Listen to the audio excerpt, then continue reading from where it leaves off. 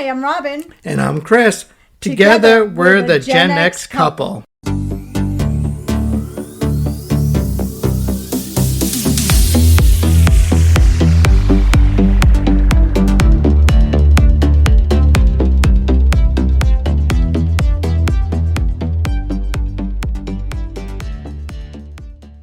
Hey, guys. Take one.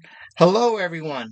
Chris just said to me, do you want to rehearse what you're going to say? And I was like, no, I'll wing it. And if I mess up, we're just real people, which is true. So this is me just winging it. Welcome back, you guys. Of course, you know, we are smack dab in the middle of spooky season, which is my favorite time of the year. And today we're going to talk about one of the most infamous chapters of colonial America, the Salem Witch Trials. It was a time of paranoia, mass hysteria, and absolutely tragic injustice. Between 1692 and 1693, the small Puritan village of Salem, Massachusetts was gripped by fear as accusations of witchcraft spread like wildfire. In the end, 20 innocent people lost their lives and countless others suffered imprisonment and ruined reputations. But how did it all begin? So to understand the Salem Witch Trials, we first must understand the world in which they took place. In 1692, Salem was a Puritan settlement in Massachusetts Bay Colony, deeply religious and fiercely insular. Close enough. Life was harsh. People feared the wilderness, disease, and the ever-present threat of Native American attacks. Religious extremism and strict societal roles governed by every aspect of life. Did I say that right? Yeah. Okay. Anyway, we're not going to stop it for that. The Puritans believed in the literal existence of the devil, and any misfortune, meaning failed crops, illnesses, or sudden deaths, was often, what's the word I'm looking for? Attributed to his influence. Thank you. Oh my gosh. You are seriously rubbing off on me. Tensions were also growing between Salem Village and Salem Town. Salem Village, which is modern-day Danvers, was home to struggling farmers and deeply pious families, while Salem Town was wealthier and more connected to trade. This economic divide fueled jealousy and resentment, creating the perfect storm for the chaos that would soon unfold. I like the way you said chaos. You said chaos. What? And at the heart of this Puritan world was Reverend Samuel Parris, a key figure in the trials. Parris was a controversial preacher, strict and unyielding. His household would soon become the epicenter of Salem's history. Indeed. Hysteria. Hysteria. It all began in the winter of 1692. Reverend Parris's daughter, 9-year-old Betty Parris, and his niece, 11-year-old Abigail Williams, began exhibiting strange behaviors. They were convulsing, screaming, and speaking in tongues. Soon, other girls, including Ann Putnam Jr., Mercy Lewis, and Mary Walcott, claimed that they too were being tormented by unseen forces. A doctor who was unable to find a medical explanation declared the girls bewitched. Under pressure to name their tormentors, the girls pointed fingers at 3 marginalized women. Tituba, who was Reverend Parris's enslaved Caribbean servant who had told the girls stories of magic and spirits, Sarah Good, who was a homeless beggar known for her bad temper, and Sarah Osborne, who was a widow who had defied Puritan norms by not attending church regularly. On March 1st, 1692, these 3 women were arrested and interrogated. Tituba, under duress, confessed to consorting with the devil and even claimed that there were others in the village that were witches. And this fueled the growing hysteria, and soon accusations started spreading like wildfire. And by June 1962, 1962 or 1692? 1692. There you go. The Salem Witch Trials were in full swing. The Court of Oyer and Terminer was established by Governor William Phipps to handle the growing number of accusations. This special court was presided over by Chief Justice William Stoughton, along with prominent judges John Hathorne, Samuel C. Wall, and Jonathan Corwin.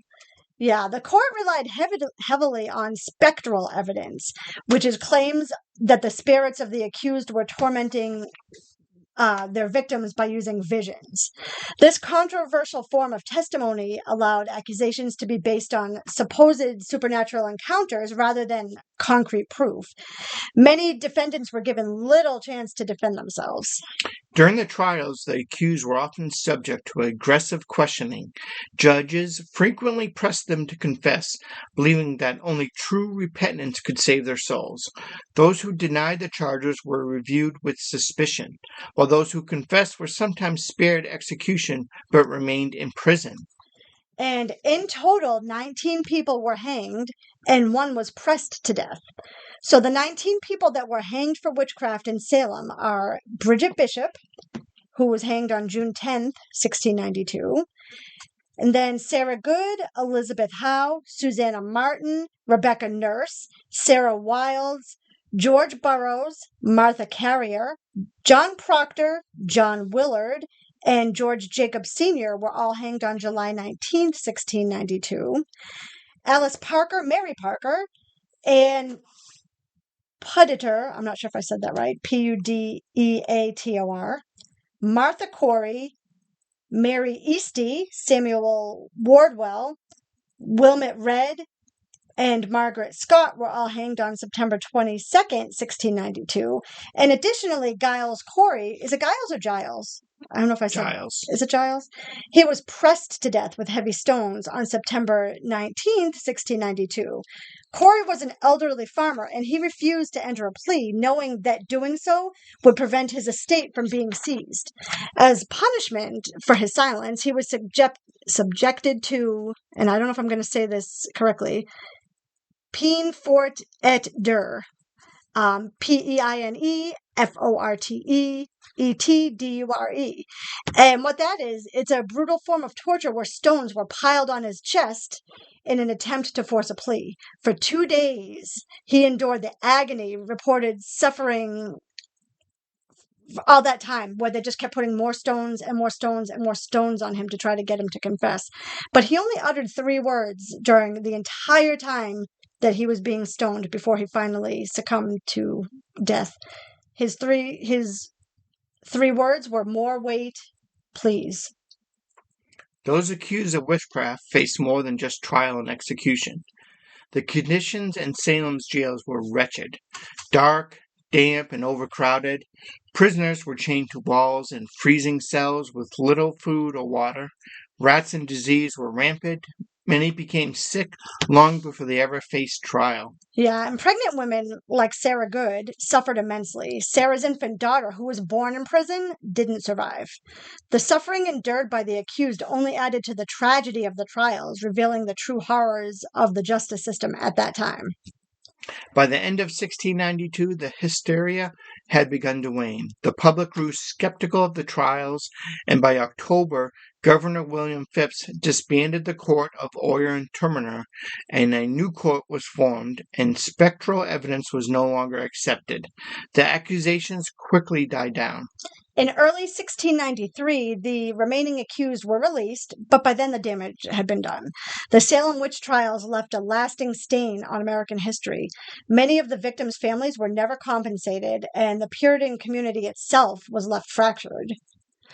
In 1702, the trials were declared unlawful. In 1711, some of the victims' names were officially cleared and financial reparations were paid to the surviving families. But it wasn't until 1957 that Massachusetts formally apologized for the trials, and in 2001, the last of the convicted victims were finally exonerated.